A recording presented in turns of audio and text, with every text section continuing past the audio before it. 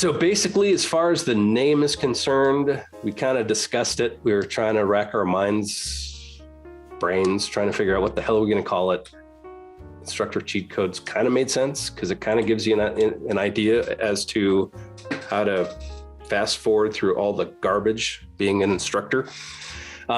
Personally, for me, I've been asked a bunch of times, hey, how do I become an instructor? Where do I start? Yeah, I've certainly never asked you that. No, never. But a lot of people do. Once. No, never. Now, that's not why we're doing the podcast. But that's a difficult question to answer. There are so many different avenues, and there's no set yes, no, right, wrong, black, white answer. There are different schools. There are schools you can start at and hopefully continue from, but there aren't that many resources. Yeah, I would agree. Just from the little bit of research that I did over the last couple of weeks, it was kind of, you can get some certifications, and then after that, you just are on your own for the most part. And what do certifications do for you? Well, it's just something to put on the resume, really. Yeah. I mean, I'm sure it depends on the certification to some extent. I'm sure some are better than others. You know, I know there's a couple different ones, and some of them are focused on shooting. Some of them are focused on teaching, and teaching is, I would almost rather go to an instructor that's really good at teaching than an instructor that's really good at shooting, because, you know, I've shot with people that are a lot better than I am, but they don't know anything about how to instruct or teach or anything. Just, you know, when I'm shooting with my friends or whatever. So, you know, I'll ask them for help on this or that, and they're like, oh, I don't know. I just rip the gun and shoot it. So I guess I could do a bit of an intro. My name's Matt. Been a cop for over 20 years, instructors officially since 2004, went through the Utah Post Firearms Instructor School. Yeah, that was 2004. And I think later in 2004, I went through the rifle instructor course, and it was disappointing. It was a certification. It was check the box, and they really didn't give you any guidance from there. And a lot of the material, it seems like it's just regurgitated. There was no real emphasis on creating your own curriculum or creating content that's going to be beneficial to the agency outside of, this is how you hold a gun. This is how you shoot the gun. This is how you reload. And it was kind of disappointing. That's it in a nutshell. Having been through all kinds of other schools, instructor development type schools, courses to be in various forms of instructor, I got to pick up a lot of really cool tricks, cool ways of seeing things. And not only the instructor schools, but the regular classes I've gone to with some really notable instructors. Just seeing them work gave me a lot of clues as to, oh, this is a good way to do things. And I'm hoping throughout the course of this whole podcast, we're going to be able to get those same types of influences. And I know we are. I know we're going to get those same kinds of guys and girls. It's guys and girls, because that doesn't sound right. Guys and women, I don't know. Men and women. Men and women. Those instructors. That sounds too formal. It does. Those instructors who are very good at what they do, and their explanations are going to be gold, and they're going to be good guidance for not only us as the panel, but also the listeners. And I'm excited about that. I'm always excited about learning new, better ways of doing things, not only in actual physical skill sets, but also mental aspects of it, ways of addressing things, ways to explain things, and ways to understand. Because without that understanding, how do you teach if you don't have a basic understanding? How do you teach if you can't take a concept and attack it from different angles and from different perspectives? Because not everyone's going to be seeing everything the same way. So this is going to be, I think this is going to be a good educational time.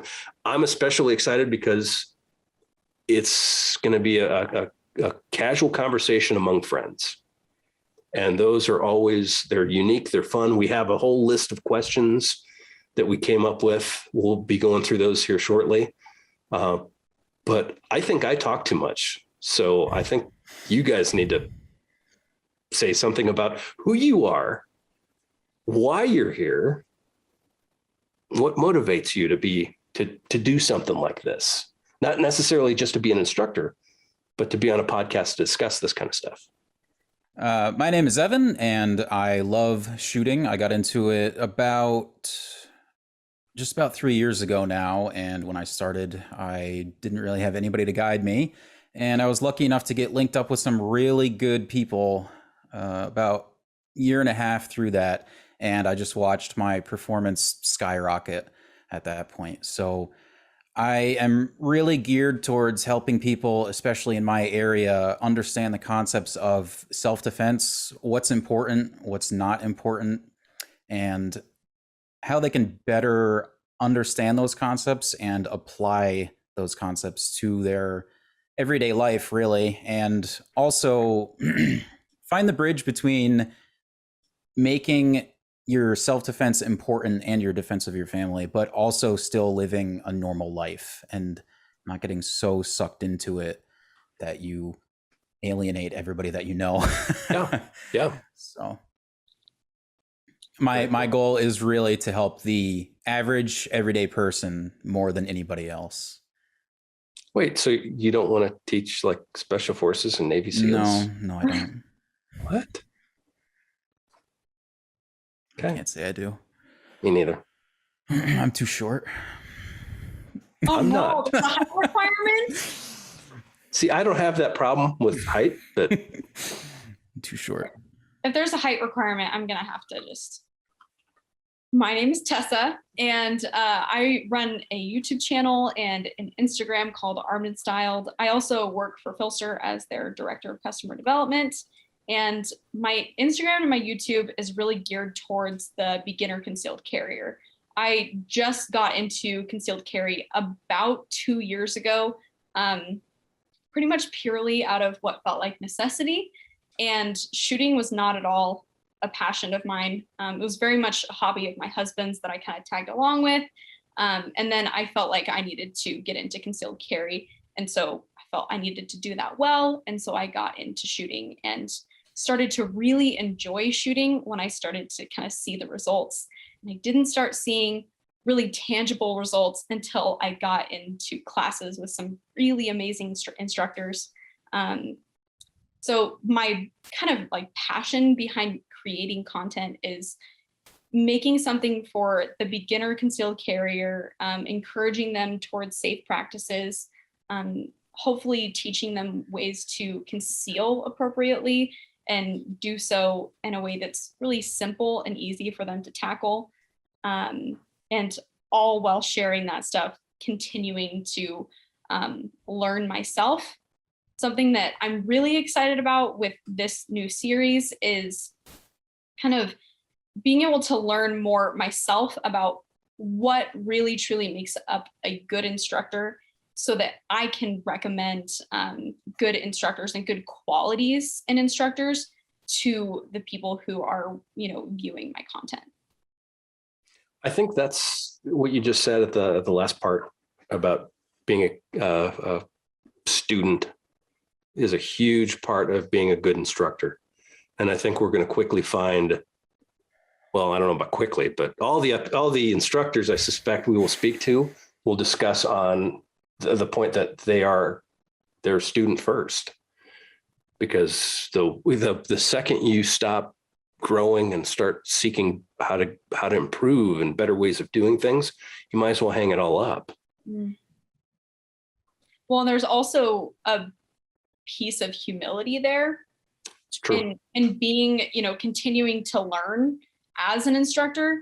And I think that piece of humility also makes you a good instructor as well.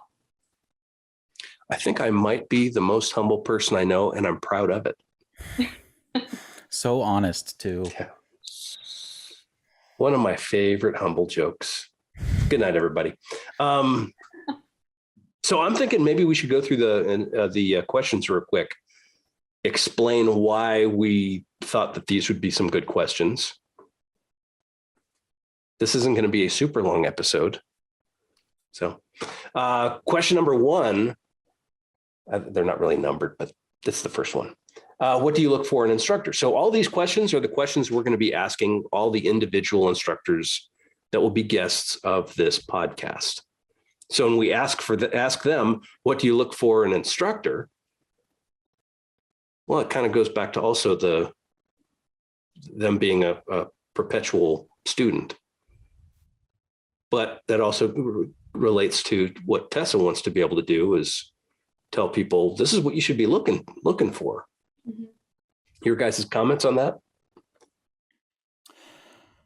One thing that I look for in an instructor is I want to know if their methods are adapting with time. So, you can still find instructors out there that recommend the teacup grip for handguns because, well, that's the way I've always done it. So why would I do any different? Or you find instructors that say, why would you put a red on a handgun? The irons work fine.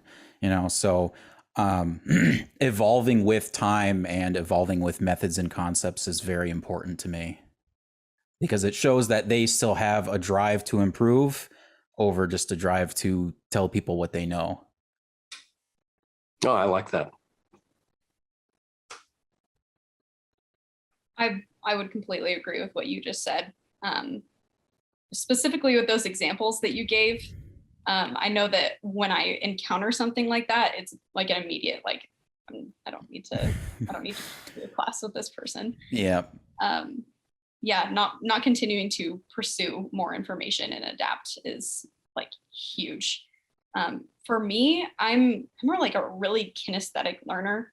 And if I don't have an instructor that's kind of able to take something and explain it in different ways, I have a hard time learning from it. So that's something I'll look for in an instructor, or not even necessarily look for, because that can be tough to look for, ahead of the time. But when I'm actually in a situation where I'm a student, I really appreciate an instructor who, is explaining something and I can say, I didn't really get it that way that you explained it. And they can just adapt to that and explain it a different way. Heck yeah. So the next question is, what inspired you to become an instructor? For me, it was always just kind of a passion to learn more, and then to be able to turn around and help others on their path, I guess, and to basically try to raise the standards. Unfortunately, in law enforcement, the standard is, well, we're striving for a minimum, and not many people want to go beyond that minimum. And so to be given an opportunity to help others go beyond that minimum, to me, is exciting, because it helps everyone. They may not recognize it. They may not see that there's a benefit here, but it's super important. And the way to go about doing that is to become an instructor, to help be that positive catalyst. What really inspired me to become an instructor is, you go on social media every day and you see a lot of misinformation, which is painful enough, but you see it, at least I see it even more just when I'm talking to people every day in real life, whether it's coworkers or family members.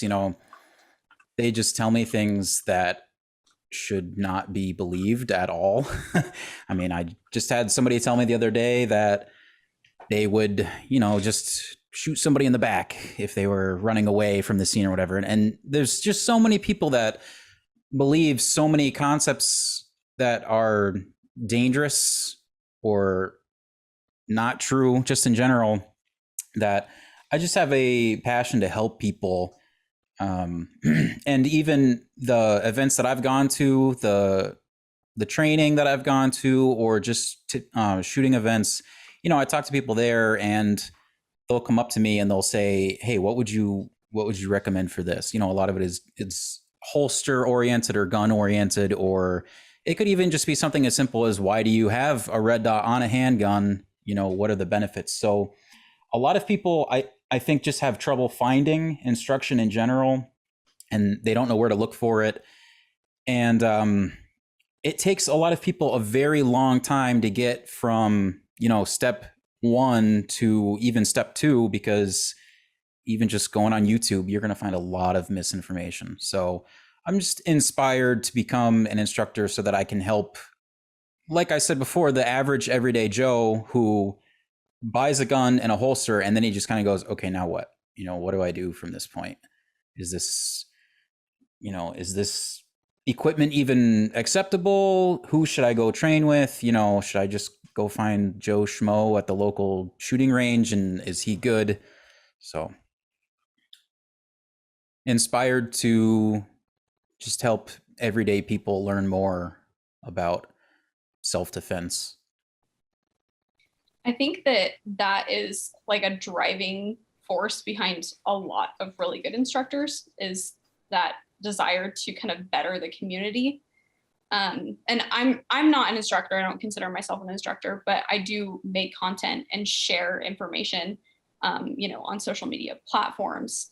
And, my goal with that is really similar. It didn't start out that way.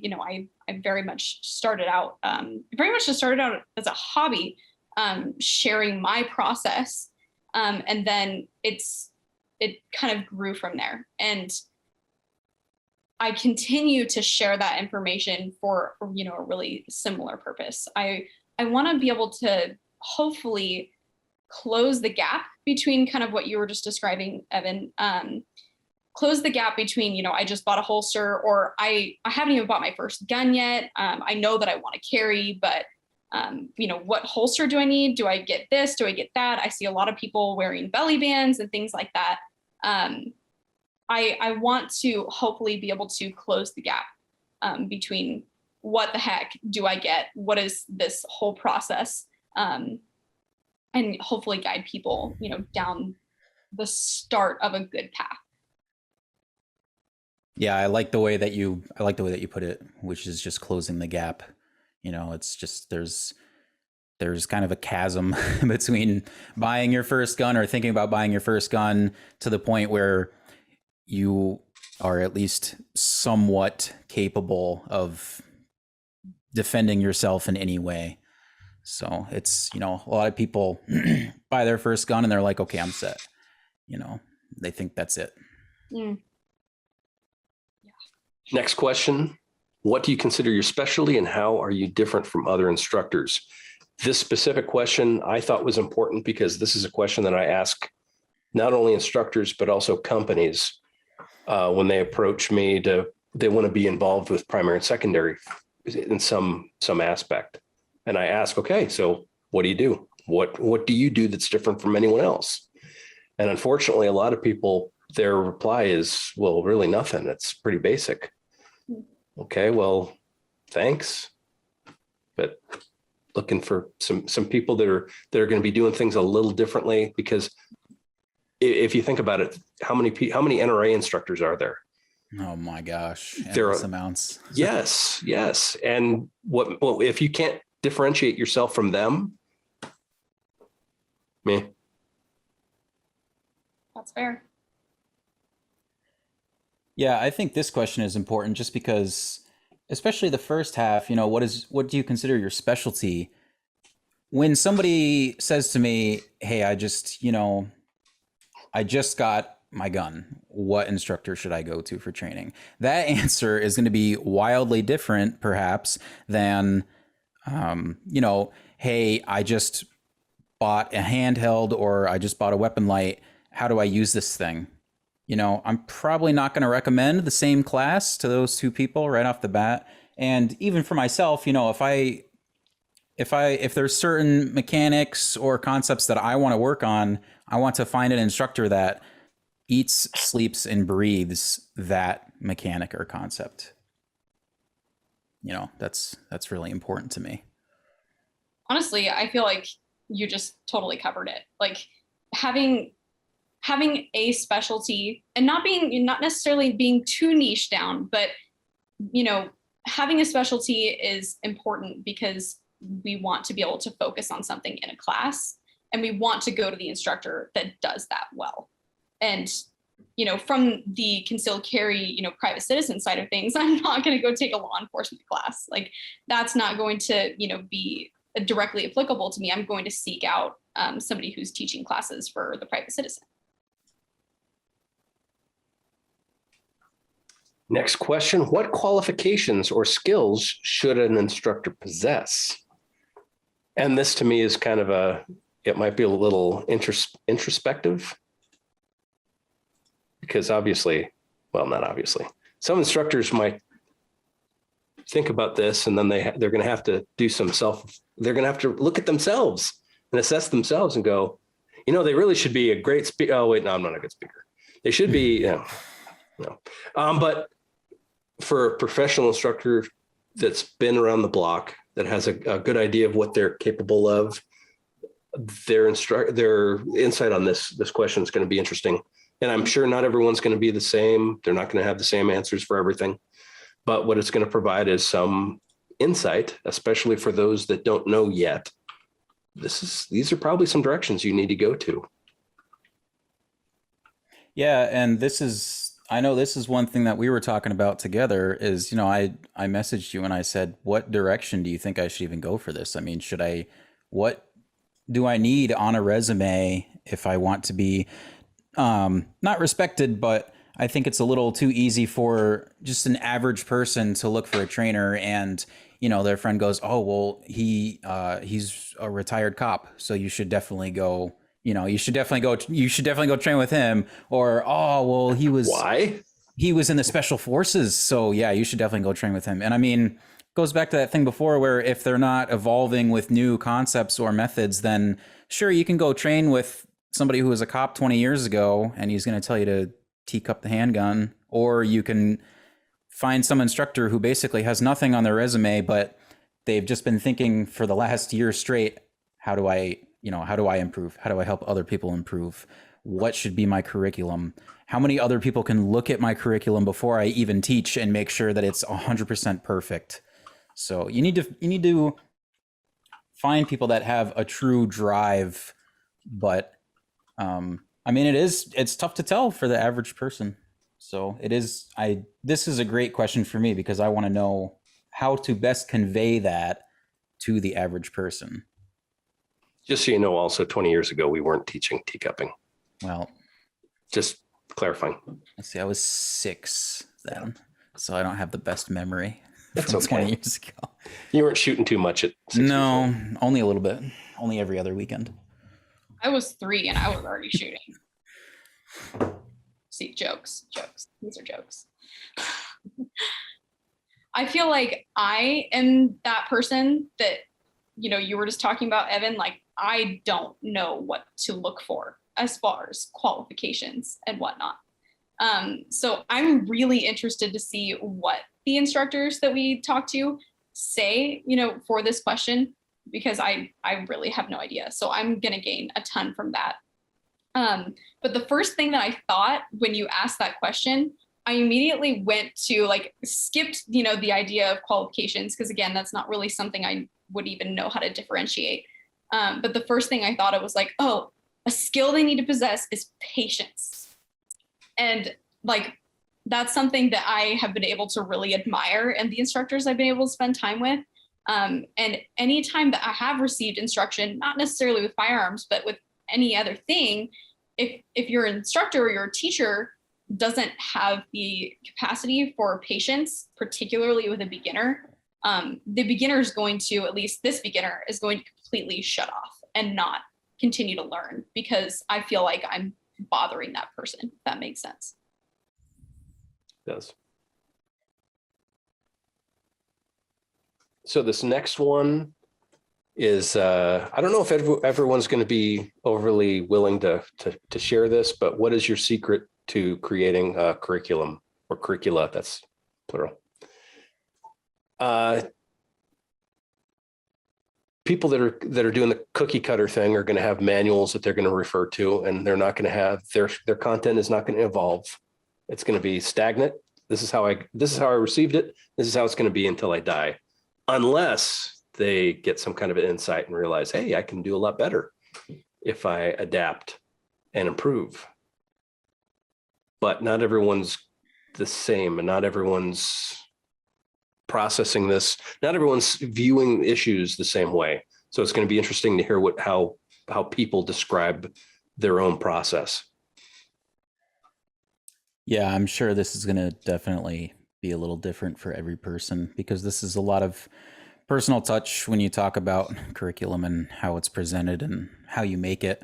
But I know even for me, it's like, I want to talk about this and this and this and this and this. And then how do can that even be in the same class? Does that need to be separate things? So I would not be surprised if people didn't really want to talk about it too much, and I understand why, but I'd love to hear some insight from people about that for sure. I feel like we actually got into this a little bit in a recent modcast, Yes. talking about the demographic that you're teaching to. And I just reading that question, I thought of just a lot of the different answers that we got from that modcast. So Yep. For anyone watching this modcast, you're going to want to go back and watch that one, because there was a lot of really awesome answers there. Yeah. And also, we've had this specific podcast planned out long before that modcast occurred. Just so you know.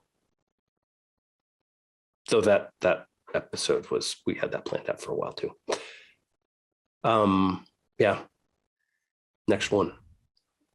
How do you generate interest for your courses? This is a huge one that especially hosts need to clue in on, because if you're hosting someone, you need to somehow drum up interest to fill up those classes. Otherwise, if you don't get that minimum 8, 10, 15, 20 students, your course isn't going to happen. And you don't get that free slot. So as the instructor, how do you get an interest to your classes? Some of these guys don't need to do much. They need to be themselves, and they sell, and they do well. Others have to be a little more creative, because their name isn't quite as, either they're living in an area where it's that kind of instruction, like in Utah, doesn't do so well, or their name isn't quite out there yet, where people immediately go, oh yeah, I'm signing up for him. Yeah, I'd agree. I mean, some of the instructors that I know well, I've brought up to people around here locally, and they just go, I don't know who that is. Yep. So, I mean, advertising, just creating that interest for the course is definitely a big part of it, or at least how to spread your name on a local basis, at least, so that, word of mouth is a great way to advertise. But well, yeah, I attended a Pat Mack class in 2011. No idea who the hell that guy was. And I had to do some research and then spoke to some friends about it. And I determined, yeah, this is a class I want to go to. But his name wasn't really out there yet. I feel like that's kind of like a tough thing, especially for, again, like the demographic that I'm talking to, which is a lot of the beginners.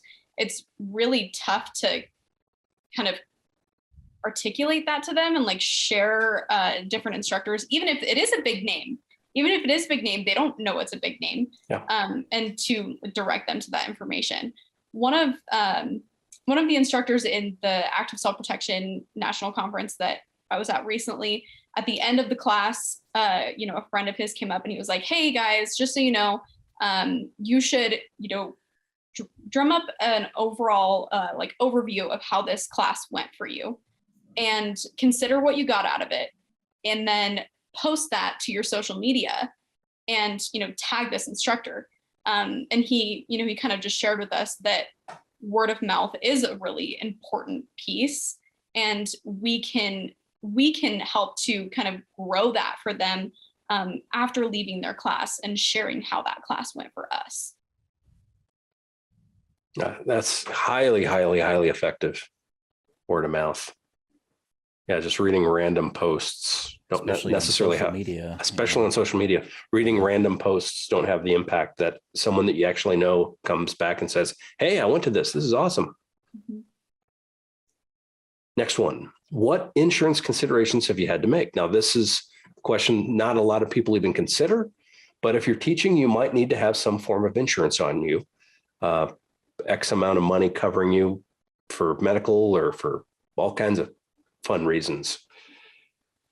So it's not a fun question, but it's something that if you want to be a professional instructor, this might be something for you to consider. Yeah, this is just funny because I think it's probably the first question that I thought of.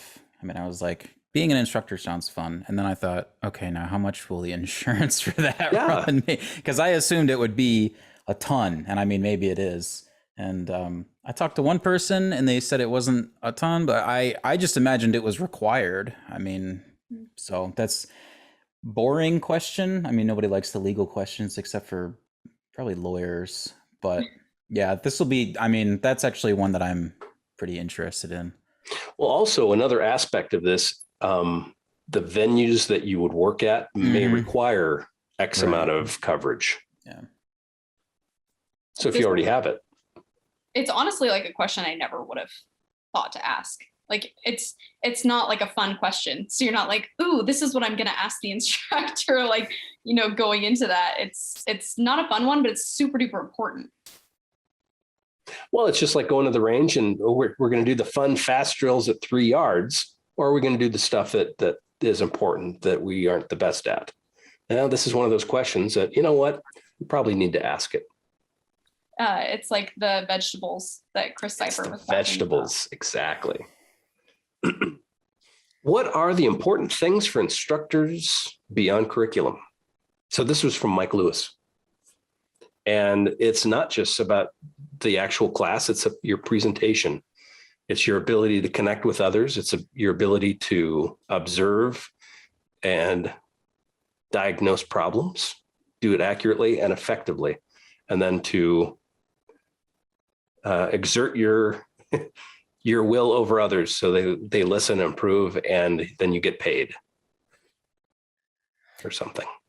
Yeah, I mean, attitude is a huge one for me. I know Tessa was talking about it before, but if you have an instructor that is not patient or just seems disconnected or uninterested, you know, I mean, that's really going to impact the class. I've had classes that I left before because I just didn't like the way that the instructor was. I mean, you know, it's just ask a question, no, you know, or can we modify this a bit so that I think it would be more applicable to me? No. Okay. Well, I mean, attitude is huge. So, and obviously there's other things too, but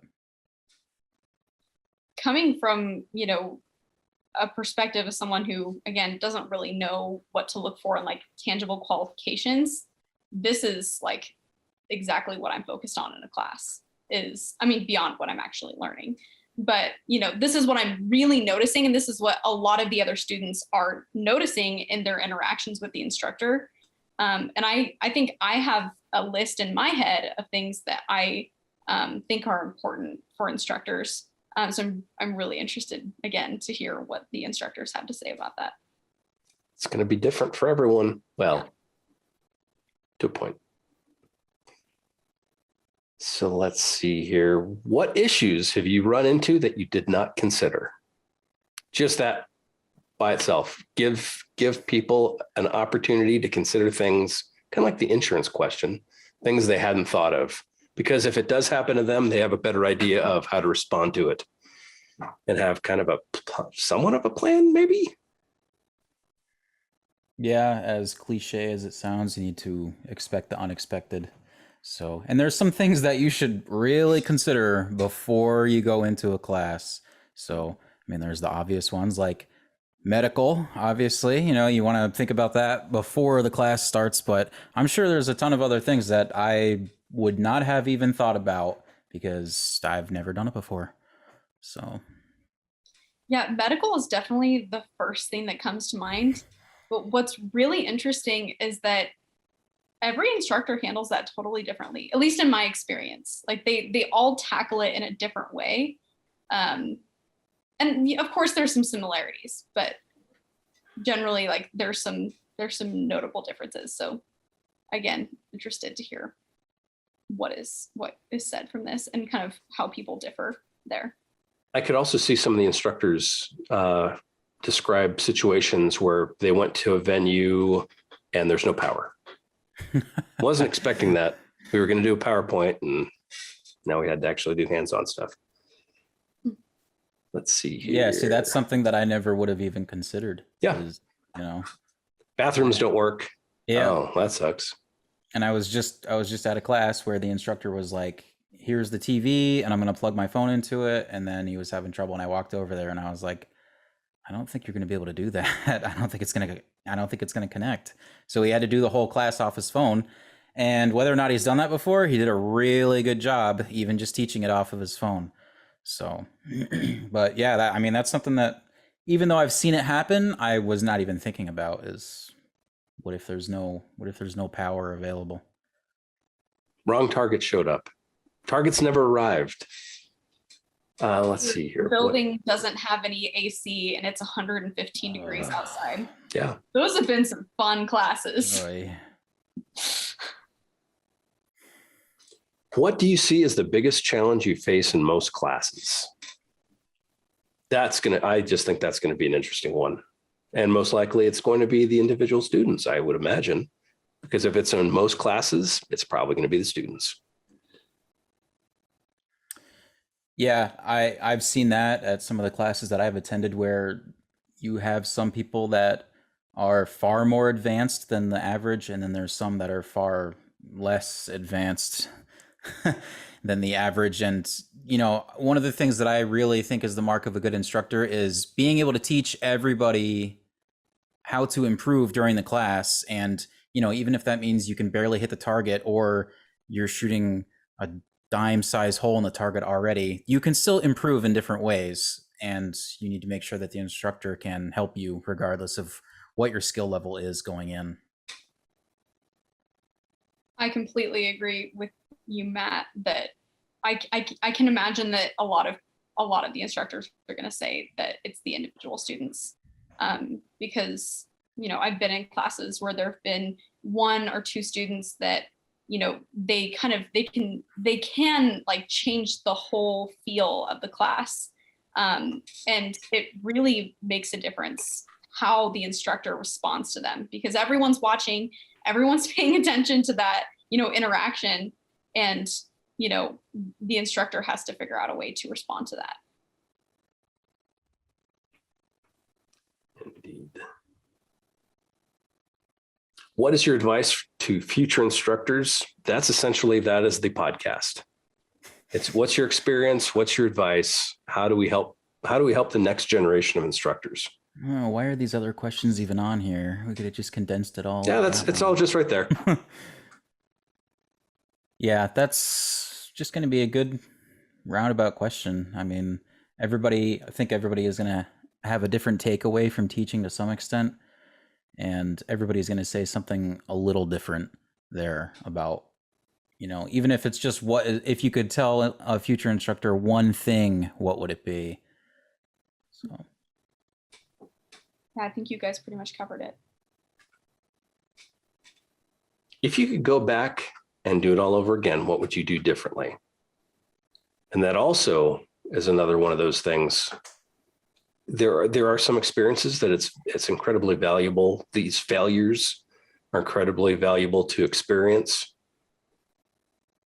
But someone's going to say, yeah, I should have started with a brand X firearm. We'll see. Yeah, I'm just going to write down all the answers and make sure I do all of them. I'm just going to, no mistakes that way. Yeah, I'm just thinking of the interactions I've had with other instructors and heard them kind of actually answer this question. So like my brain is thinking about how I've heard people answer this question in the past. And there's definitely, I think there will definitely be, answers like you guys were saying.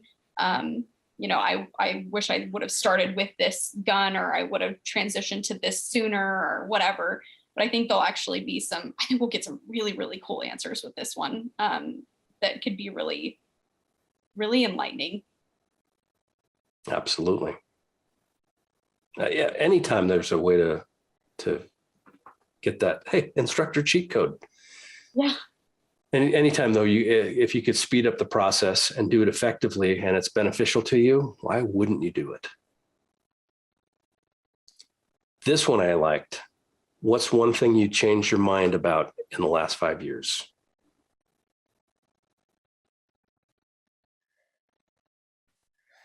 Yeah, I like this one a lot. It just goes back to what we were saying before about how everything always seems to evolve with time a little bit.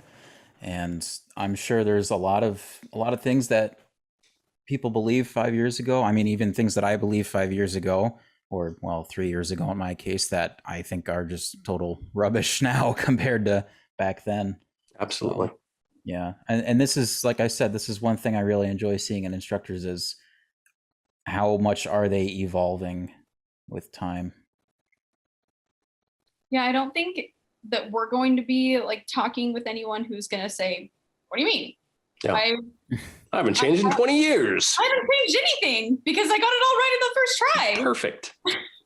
I don't think we'll actually be talking to anyone like that, but No. that's a really, that can be a really telling question. If we're not in this group that we're talking with, you ask any instructor, what is something you changed your mind about in the last 5 years? And their response is, I don't know. That can be a really telling question. So I'm thinking about it myself, and I know there are many things. It's just, I think there have been so many. I can't think of them off the top of my head. Yep. Gosh, I could think of a couple things that changed in the last 2 weeks. I mean, I can definitely think of a lot of trends that have changed, at least online. I mean, people that were more in the know already probably already adopted those ideas a long time ago. But I mean, one thing that has changed a lot over the last, I don't know, year and a half is now I see a lot of people online pushing for you have to carry a handheld light. You can't just have a weapon light. But like 3 years ago when I was online, it was post a gun. Okay, where's the weapon light? How you're gonna get killed in the streets if you don't have a weapon light on there. So, but now it's just everybody has smartened up and they're recommending a handheld with a gun. So Actually, weapon light usage for me, that's one that I've kind of changed my mind on, because I've done some for me deep analysis of it and tried to figure out, okay, I have my handheld already out. I doubt that I'm going to draw a gun without the handheld, because that's how I operate. I already have it in my hand. I'm already using it to potentially identify things. At what point am I transitioning to the weapon light when I already have the handheld? And that was one of the factors that made me think, well, and unless I'm using one of these fine mod lights, most handhelds or most weapon lights are going to be nothing compared to my handheld. So what's the use of even bothering with a weapon light? It's a step Wasn't that down. momentary flex that you just did there? Yes. 5. These. Yes. Yeah, on this end of things, concealed carry, something that has we've seen a major shift in even in the last 6 months, is a lot of people that are using belly bands. Traditionally we're just using belly bands and we're using them and that's a thing. And now even in groups that you wouldn't necessarily expect this information to come from, there are people saying, if you're going to carry in something like that, you have to use a trigger guard. You have to use something to protect the trigger. And traditionally, that has not been something that you would see in the comment section. You might think it and go, I just don't have time for this comment right now. But now you go into the comment section and you see 10 people that are like, hey, you need to do this in order to carry safely. Indeed. How would you recommend people vet their instructors? And I think all these questions are helping with that, but to have that pointed question for the instructor, I think that's going to be beneficial. yeah, this is going to be a fun one. I am curious to know. I'm curious to see how much of a variance there is that we get in the answers from different people for this one. I mean, is it just going to be the same thing across the board for most people, or are some people going to be looking for maybe certain qualities that they might want out of a certain instructor? So, because I mean, the way that I vet a lot of instructors is I look at the curriculum, I see if it's something that I want to learn. And then there's other people that I ask that are even more in the know than I am. I mean, hey, have you heard of this person? What do you think about them? Yeah, if I could put like a gold star next to this one, like this would be one of my favorite questions out of all of these. Just for me, I think this is going to be a really, really beneficial question to ask. And I think it's another one of those questions that's like, and that's the whole point of this series, at least for me. Really is. Is there anything you feel is pertinent that we neglected to cover? And that's just kind of a catch-all, because I'm sure someone's going to have something. Oh, why didn't they ask this? Why didn't they ask about my Navy SEAL haircut? They can bring it up and then we can ask them.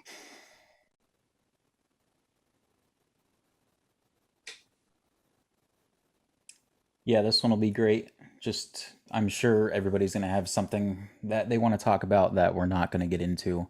So it's just a good question to see what else people want to talk about, something that might be important to them, more important to them than other people. Yeah, I think we'll get little like golden nuggets of wisdom out of that one. And I could see it also being a potential place where we might wind up adding more questions, because they'll come up with something and go, oh yeah, we should have asked whoever this. The last question that I have here that's listed, and it's a yes, no question. So it's an easy out. No explanation allowed. Will your instruction get someone killed on the streets? It's important. You got to ask. I just thought it was funny. I was going to say we're going to kill on a show. This might be my favorite question. In fact, I think we could just scrap the other ones. Yes, it's hard. This is how we're going to run the instructor recommendations after this. It's just going to be a list of people who answered no to this question. If they said no, then they're on the list. If they said yes, gotta stay away. So interview 101, limit your yes, no questions. This is clearly a yes, no question. That will be followed by the jokes. Yes. So what do you guys think? I think at least it's a good start. I could see them evolve a little bit. Yeah. Yeah, I think that second to last question is probably going to wind up adding more. Yeah. And I don't see, these aren't going to be by any means as long as a modcast. We're not going to do 8 hours unless the instructor absolutely insists on it. I see these to be short little bites of good information. Well, I think these questions alone are enough for, depending on the instructor and how talkative they are, probably at least an hour of content. Potentially. So, yeah.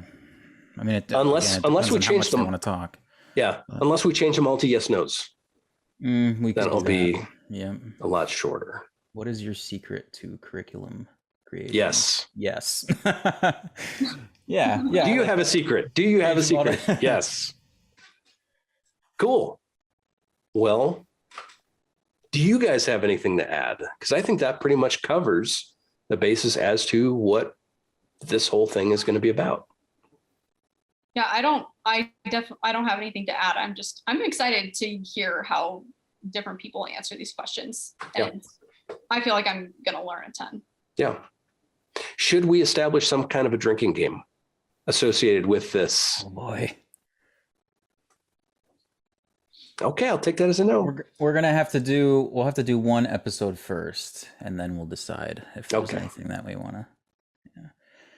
Yeah. One thing that I thought about a lot, which is really kind of already a question on here, is your own shooting ability and how you think it relates to your ability to instruct. I talked before about how I would almost rather go to a class with an instructor that is better at teaching than they are at shooting, but obviously you want both. Yeah. So one question that I always struggle with is, am I good enough to instruct other people on how to shoot? you know, so, and we always talk about how any good instructor can demo whatever, you know, whatever drill he wants you to run. So, and I've had a lot of instructors do that, and I've had some of them be perfect at it, and then I've had some close to perfection. And I mean, for me personally, close to perfection is good enough for me to trust the instructor. So, but yeah, I'm curious to know at what level of skill people think they felt qualified to teach.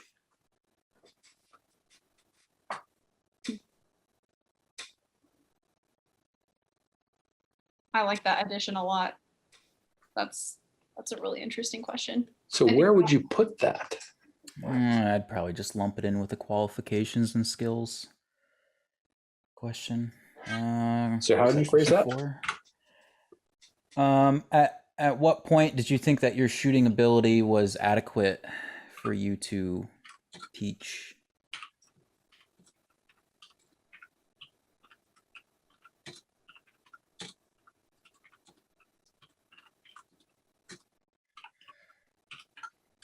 And I think there's, you know, there's a little bit of play with that question. I mean, are you just instructing people who have never held a gun before on how to shoot?